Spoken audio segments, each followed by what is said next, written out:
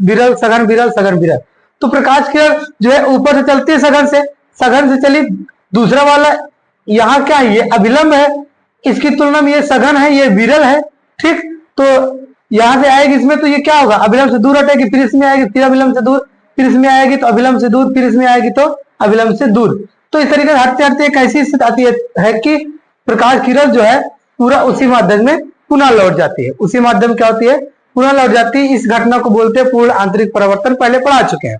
तो जब ये पुनः लौट जाती है तो प्रकाश किरण ऐसे जाती है, तो ये ऐसा दिखाई देता है कि ये जो प्रकाश किरण ये वाली आ रही है यहाँ से ना बल्कि यहाँ से आ रही है, जो सीधा आंखों तो दिखाई देता है। तो इस प्रकार वो क्या होता है, जो पेड़ है उसका प्रतिबिंब कहाँ होता है, नीचे दिखाई देता है, बस इतना। हेलो स्टूडेंट्स, हम लोग पढ़ रहे थे भैया क्लास 10 फिजिक्स, जिसमें हमारी आपकी बात हो रही थी फर्स्ट चैप्टर प्रकाश के परावर्तन तथा अपवर्तन में। ठीक, तो जिसमें हम लोग पढ़ रहे थे क्रांतिक कोण था पूर्ण आंतरिक परावर्तन, और इसमें इसके कुछ व्यवहारिक उदाहरण की बात कर रहे थे, जैसे रेगिस्तान में मरीचिका का बनना पढ़ लिए थे हम लोग, और आज कुछ और उदाहरण उसके आगे करना है, फिर आगे कहानी हमारी आपकी बढ़ेगी। जैसे एक हमने बताया था आपको रेगिस्तान में मरीचिका का बनना, तो रेगिस्तान में मरीचिका का बनना क्या होता है कि जैसे इसमें क्या होता है कि जैसे कोई रेगिस्तान होता है, वहां पर रेगिस्तान में कोई पेड़ होता है, और वहां से जाने वाले यात्री को क्या ऐसा दिखाई देता है, जाने वाले यात्री को क्या हुआ, जाने वाले यात्री को ऐसा दिखाई देता है कि जो पेड़ है, पेड़ के नीचे क्या है, तालाब है, और उस तालाब में उस पेड़ का क्या है, प्रतिबिंब दिखाई दे रहा है। उसको ऐसा दिखाई पड़ता है, किसको, यात्री जो भी रहता है। लेकिन क्या वास्तव में वहां कोई तालाब होता है, उसमें कोई पानी वानी होता है तालाब वालाब में, नहीं ना। तो ऐसा दिखाई क्यों पड़ता है, इसका कारण क्या होता है, पूर्ण आंतरिक परावर्तन। पूर्ण आंतरिक परावर्तन कैसे क्या होता है, जैसे यहाँ से प्रकाश किरण चलती है, तो इसमें जो रेगिस्तान है, रेगिस्तान की जो निचली सतह होती है बहुत गर्म होती है। ठीक, वो क्या होती है, बहुत ज्यादा गर्म होती है। फिर उसके बाद वाली कम गर्म, फिर कम गर्म, फिर कम गर्म, इस तरीके से जैसे जैसे ऊपर जाते हैं कम गर्म सतह ऊपर होती है। जो नीचे की सतह सबसे ज्यादा गर्म है, और जो ज्यादा गर्म होगा वो क्या होता है, विरल होता है। वो क्या होता है, विरल होता है, यानी कि उसके अणु बहुत दूर दूर होते हैं। और जैसे जैसे ऊपर जाते हैं, ऊपर जाने का समझ रहे हो ना, जैसे जमीन है, नीचे ज्यादा गर्मी है तो विरल होगा, जैसे और ऊपर आओगे कम गर्मी तो सघन, और ऊपर आए कम गर्मी तो और सघन, और सघन और सघन और सघन, एकदम ऊपर जैसे आओगे एकदम सघन होगा, नीचे वाला विरल होगा। इस तरीके से ऊपर का माध्यम क्या है, ऊपर का माध्यम सघन, नीचे विरल सघन विरल सघन विरल सघन विरल। तो प्रकाश किरण जो है ऊपर से चलती है सघन से चली, दूसरा वाला यहाँ क्या है, ये अभिलंब है, इसकी तुलना में ये सघन है, ये विरल है। ठीक, तो यहां से आएगी इसमें तो ये क्या होगा, अभिलंब से दूर हटेगी, फिर इसमें आएगी, फिर अभिलंब से दूर, फिर इसमें आएगी तो अभिलंब से दूर, फिर इसमें आएगी तो अभिलंब से दूर। तो इस तरीके से हटते हटते एक ऐसी स्थिति आती है कि प्रकाश किरण जो है पूरा उसी माध्यम में पुनः लौट जाती है। उसी माध्यम क्या होती है, पुनः लौट जाती है। इस घटना को बोलते हैं पूर्ण आंतरिक परावर्तन, पहले पढ़ा चुके हैं। तो जब ये पुनः लौट जाती है तो प्रकाश किरण ऐसे जाती है, तो ये ऐसा दिखाई देता है कि ये जो प्रकाश किरण ये वाली आ रही है यहाँ से ना बल्कि यहाँ से आ रही है, जो सीधा आंखों तो दिखाई देता है। तो इस प्रकार वो क्या होता है, जो पेड़ है उसका प्रतिबिंब कहाँ होता है, नीचे दिखाई देता है, बस इतना मामला है। कोई दिक्कत बताओ आप, यही हमने पिछली क्लास में आपको बताया था। अब जो है आगे हमको आपको पढ़ना है, एक एग्जाम्पल पढ़ लिया, रेगिस्तान में मरीचिका का बनना है। ठीक, नंबर 2 क्या है, नंबर 2 है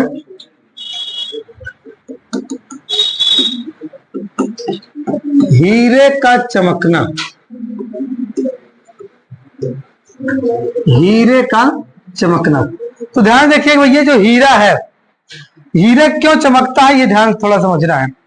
जो हीरा होता है भैया, हीरा, इसका जो अपवर्तनांक होता है, अपवर्तनांक जो है वो 24 डिग्री होता है। अपवर्तनांक मतलब क्या है, अपवर्तन कोण कितना होता है, मात्र 24 डिग्री होता है। मात्र कितना, 24, उससे ज्यादा नहीं होता है। ठीक, तो अपवर्तनांक 24 डिग्री जो होता है वो एक प्रकार का क्या है, इसका क्रांतिक कोण है। भाई अपवर्तनांक क्या है, ये आई है, यही क्या होता है, ऐसी प्रकाश किरण अगर जब ये ऐसे आते हैं ये इस तरीके चली जाती है, क्या होती है, इस तरीके चली जाती है। इस कंडीशन में क्या होता है, ये क्रांतिक कोण आई, आई क्या है, क्रांतिक कोण सी बन जाता है, आई क्या है, क्रांतिक कोण सी बन जाता है। ठीक, इस कंडीशन में तो जब क्रांतिक कोण इसका कितना हो जाता है 24 अंश, कितना होता है भैया 24 अंश, कितना क्रांतिक कोण कितना होता है इसका 24 अंश होता है। इस कारण जब हीरा जो होता है, हीरे में जो प्रकाश किरणें प्रवेश करती हैं, जो प्रकाश किरणें प्रवेश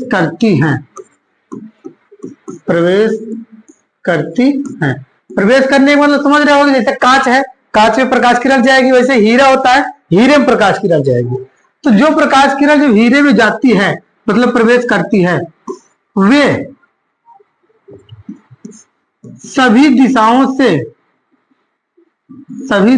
से वापस नहीं निकल पाती, वापस नहीं निकल पाती हैं। ठीक, ये तभी निकल पाती हैं जब इसका क्या होगा भैया, जो कोण है वो कितना हो जाएगा 24 अंश, कितना होगा 24 अंश होगा आपतन कोण, तभी ये निकल पाते हैं, अन्यथा नहीं निकल पाती है। ठीक, क्या होती है, अगर 24 अंश कोण है तभी निकल पाते हैं, अन्यथा नहीं निकल पाते, यानी कि तभी निकल पाती हैं जब आपतन कोण क्या होगा, आपतन कोण 24 अंश होगा। ठीक, तो जो हीरा है, तो हीरे में सभी कंडीशन में 24 अंश तो कोण होगा नहीं। अब हीरा का मतलब, ये हीरा कुछ है इस तरीके से, आप लोग क्लास 8 में हीरे की संरचना वगैरह बनाए होंगे, हाँ कुछ याद है, कक्षा 8 में हीरे की संरचना ऐसे बनाते थे आप लोग, हाँ ऐसे करके बना करता था कुछ, याद है कुछ, कहाँ याद रहेगा, इस तरीके से कुछ बनाते थे। ठीक, तो इस तरीके से क्या हुआ करता था, बहुत सारी श्रृंखलाएं जुड़ी हुई रहती थी, वो हीरे की संरचना हुआ करती थी। ये तो क्लास 8 में था, कहाँ था भैया, क्लास 8 में।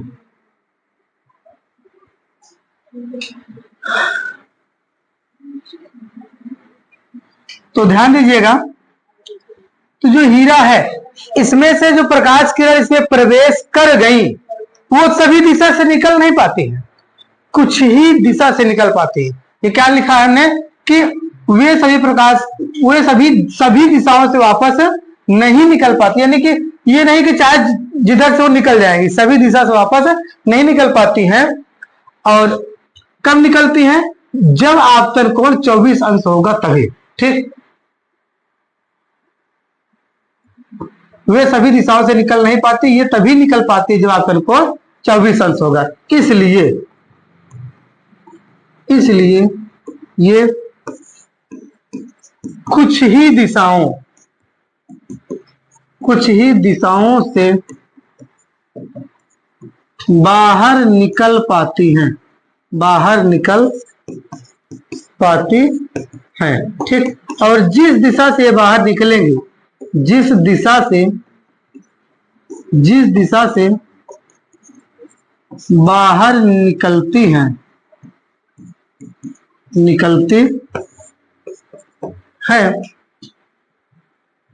हीरा, उधर से देखने पर अधिक चमकता हुआ दिखाई देता है, अधिक चमकता हुआ दिखाई देता है। बात समझ में आई कि नहीं? जैसे मान लो, इन सिंपल आप समझो हमारी बात को, जैसे हमारे आपके घर में कोई होल है, ठीक, घर में क्या होता है, होल होता है ना कहीं ना कहीं एक आध ईंटे का, तो सभी जगह से प्रकाश किरण तो हमारे आपके कमरे में आ नहीं पाती है, जो होल है उसी से आ पाती है। तो जब जो होल है उसी से प्रकाश किरण आती है, तो प्रकाश किरण हमको आपको क्या होती है, चमकती हुई दिखाई देती है। ऐसा लगता है बहुत तेज से आ रहा है। अगर शायद अगर होल ना होता तो उसकी तीव्रता उतनी ना दिखाई देती, यानी कि ऐसा लगता है कि सामान्य जैसे हर जगह धूप है वैसे वहां भी हो, आपके कमरे पर ही है। लेकिन अगर वही केवल एक होल है तो ज्यादा से ज्यादा प्रकाश किरण क्या होता है, केवल उसी दिशा से आ पाती है, प्रकाश किरण तो आ नहीं पाती है, तो अधिक से अधिक आती है, तो हमको अब क्या होता है, चमकता हुआ दिखाई देता है। तो उसी तरीके जो हीरा है, जब हीरे में प्रकाश किरण कोई प्रवेश कर गई तो वो निकल नहीं पाती, उसी में टकरा टकरा करके बार बार रहती है, उसी के अंदर है। लेकिन केवल एक कंडीशन है, जब उसका आपतन कोण 24 अंश हो गया, यानी कि अगर 24 अंश के आपतन कोण से वो प्रवेश की है प्रकाश किरण, तब वो बाहर निकल पाएगी, अन्यथा बाहर नहीं निकल पाएगी। तो जब 24 अंश के कोण आपतन कोण से प्रवेश की है तो वो बाहर निकलती है मात्र इसी कंडीशन में। तो इसी कंडीशन में क्या होता है, अगर इस दिशा से आप हीरे को देख रहे हैं तो वो चमकता हुआ दिखाई देता है, क्योंकि और किधर से तो निकलता नहीं। अगर पूरे निकले चार, मतलब जितना हीरा है चारों दिशाओं से उसके निकले किरण, तो हमको चमकता नहीं दिखाई देगा। लेकिन केवल कुछ ही दिशा से निकलता हुआ दिखाई देता है, इसलिए ऐसा लगता है कि जो ये मतलब कि ऐसा हमको आपको दिखाई देता है ये चमक रहा है। क्यों? क्योंकि उसी तरफ से ही प्रकाश किरण निकल रही है और किसी दिशा से प्रकाश किरण नहीं निकल रही है। ठीक, यही इतना मामला था बस हीरे का चमकने का, और कुछ है। ठीक, बात समझ रहे हो कि नहीं? मान लो वैसे बनाए, मान लो थोड़ी देर की हीरा है, थोड़ी देर के लिए मान रहे, ठीक, तो अब प्रकाश किरण ऐसे प्रवेश की तो ये क्या होगा, या इस तरीके से कुछ हो जाएगा, या मान लो ऊपर बिरल नीचे सघन है तो ये इस तरीके से जाएगा, और थोड़ा झुका है तो इस तरीके से जाएगा। तो एक 24 अंश का ऐसा कोण होता है जिस कोण से आने के बाद प्रकाश किरण क्या होती है, निकल जाती है, इसके अंदर जो है नहीं रह पाती, वो बाहर निकल जाती है आसानी से। तो उसी दिशा से अगर हम देख रहे हैं तो हीरा हमको आपको चमकता हुआ दिखाई देता है। ठीक, हीरा क्या होता है, चमकता हुआ दिखाई देता है। बात समझ में आई? अब अगला क्या है, नंबर 3।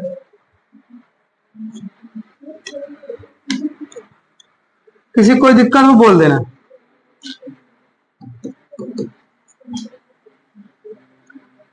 अब जैसे हम लोग उस दिन पढ़े थे रेगिस्तान में मरीचिका का बनना, उसी तरीके से ठंडे प्रदेशों में मरीचिका का बनना, ठंडे प्रदेशों में मरीचिका का बनना। ठीक, तो ठंडे प्रदेशों में कैसे मरीचिका बनता है, जैसे रेगिस्तान में मरीचिका बनता है वैसे ठंडे प्रदेशों में भी मरीचिका बनता है, बस जस्ट अपोजिट कॉन्सेप्ट है। ठीक, जस्ट अपोजिट ही है। उसमें क्या होता है कि जैसे मान लिया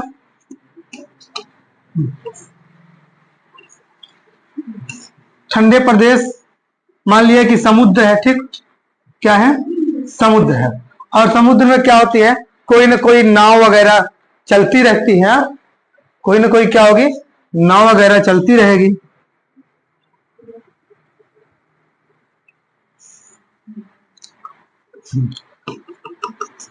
मान लो ये समुद्र है, इसमें पानी भरा हुआ है,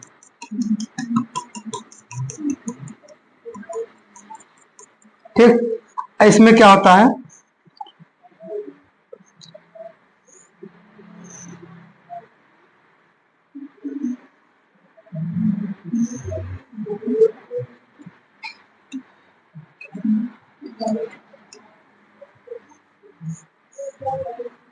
इसमें क्या होता है, नाव वगैरह चलती रहती है। ठीक,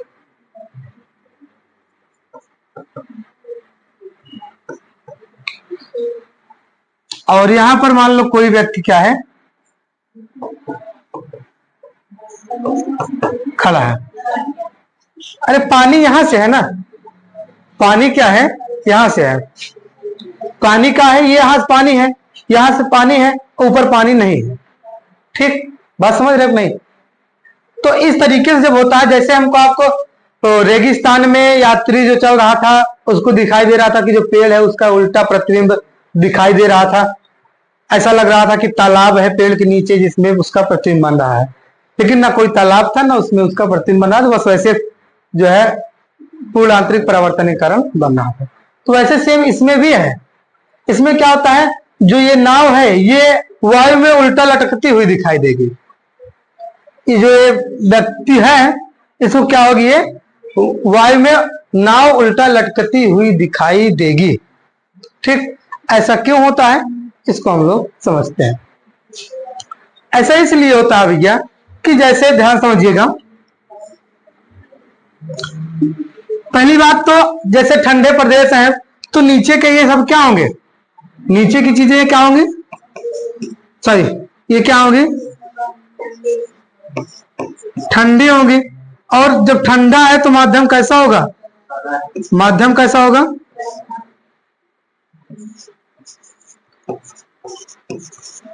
माध्यम कैसा होगा भैया, सघन। ठीक, और ऊपर की वायु क्या है, गर्म है, तो माध्यम कैसा होगा, विरल। यानी कि जैसे जैसे ऊपर की परत में जाएंगे तो नीचे माध्यम सघन, फिर विरल, सघन विरल, सघन विरल, सघन विरल। हमारा कहने का मतलब ये नहीं है कि ऐसे है तो एक सघन होगा एक विरल होगा, एक सघन होगा एक विरल होगा।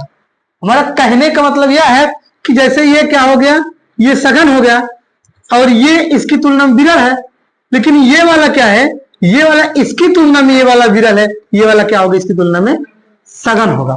क्यों, क्योंकि ये यहाँ की वायु क्या है, ठंडी है तो सघन, यहाँ क्या है वायु, इसकी तुलना में यहाँ की वायु गर्म है तो ये विरल होगा, लेकिन यहाँ की तो और गर्म है, यहाँ की और गर्म है तो इसकी तुलना में ये सघन होगा, ये विरल होगा। बात समझिए कि नहीं? तो अब थोड़ा ध्यान समझिएगा, जैसे यहां से प्रकाश किरण जब चलती है, यहां से जब प्रकाश किरण चलती है तो यहां तो सघन है। ठीक, मान लो यहां से प्रकाश किरण चली, अब सघन से विरल में जाएगी तो अभिलंब से क्या होगी, अविलंब से दूर हटेगी ना, फिर यहां पर फिर अविलंब से क्या होगी, दूर हटेगी।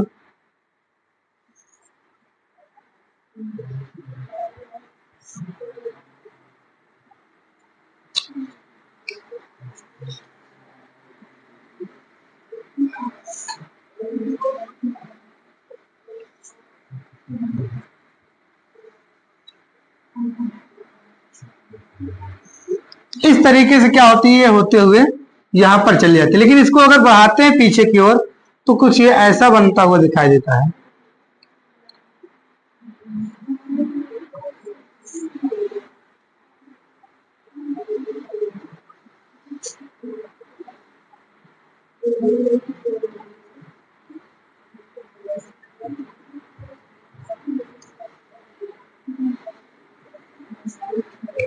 ठीक, ये क्या होता है, इस तरीके से उल्टा लटका हुआ दिखाई देता है।